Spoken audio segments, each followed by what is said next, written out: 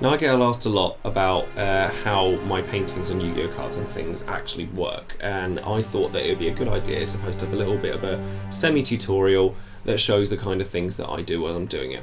Now somebody had asked me a little while ago to do a Shaddoll for them, and it's a friend of a friend, so hopefully she'll be very pleased with this, so we'll see how it goes.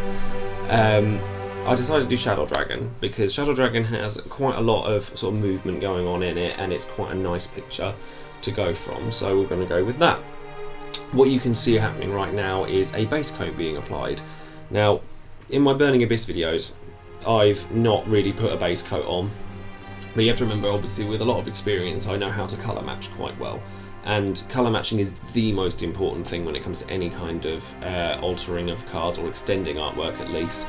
Not necessarily for cards even, for any painting or drawing you have to make sure the colours match. As if they don't, it looks very altered, and what you want as a goal is for it to look natural, as if it was printed that way.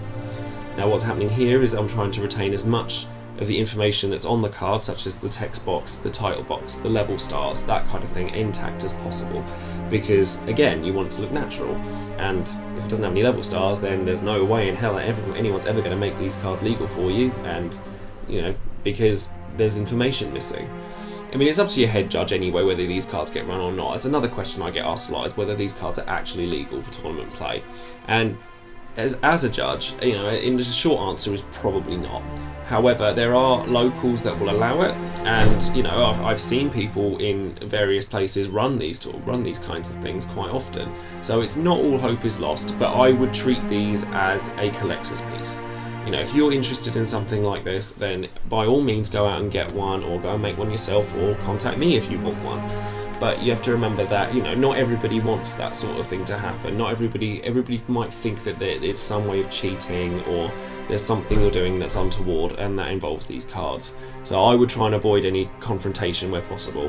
And I have to remember, I only ever do commons, so it's not difficult to keep an extra copy of it with you in case you're worried that someone will say no. So just keep an extra copy with you, and we'll go from that. Now what you can see happening here is I've matched the blue tone of the mist that's coming off of the Shaddoll Dragon and trying to extend it into the black that's coming off, and you have to try and match the tones again. And to be honest, extending artwork is actually a very simple process. It's not as difficult as you might think, as long as you have some sort of, you know, recollection for any kind of matching colours, or, you know, colour wheels, that kind of thing. And as long as you've got an eye for it, it's actually really easy. But you know, having the materials obviously helps. I mean, at the moment I'm actually just using Warhammer paints watered down, and I have been since the start.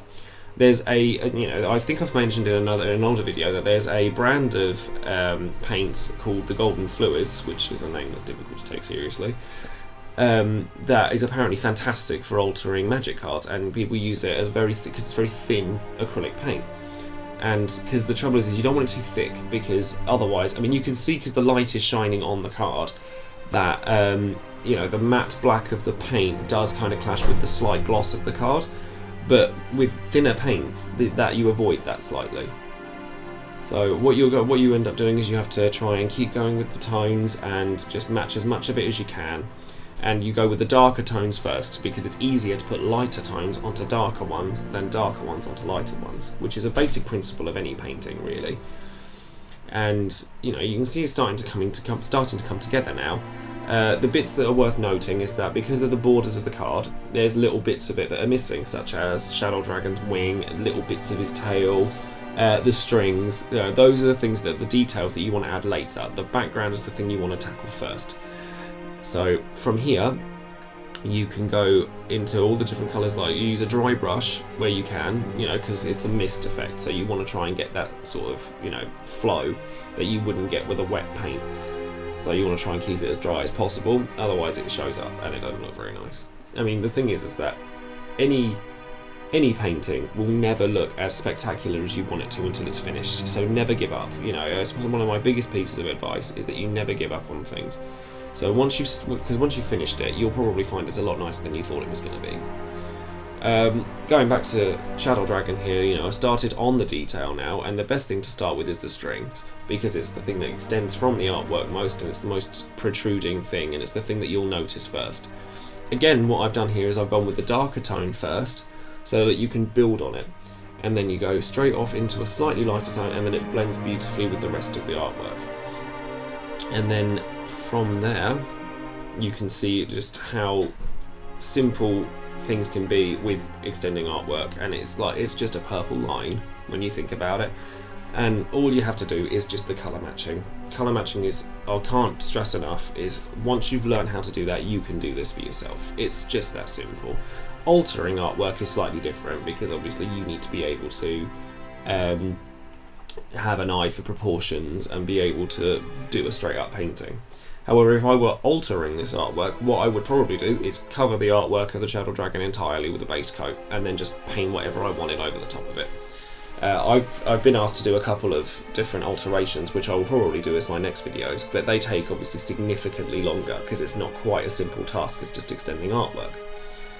But the wing has started to come in now, and again, you just have to try and get the colours to match as close as possible, and just continue to build up slowly over time, just to see how you get on with that.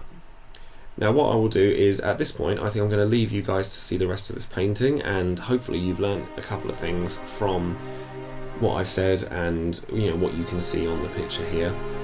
If you want anything done for yourself, if you're interested in having something done, then send me a message, leave a comment in the videos, and then I'll try and get back to you as soon as I can. I mean, I'm a very busy guy at the moment, I have a lot to do, but I took these to UK Nationals and they were extremely popular then. We're actually at the end of the picture now, to be fair, so now you can see, as soon as the light has left it, then you have nothing left to see. So enjoy everything that you've seen so far, and I'm really pleased to share all my work with you. So leave a like on the video, share it with all your friends, fans of art, Yu-Gi-Oh, anything really, and subscribe to my channel, and hopefully you'll see more of what you like. So see you guys later.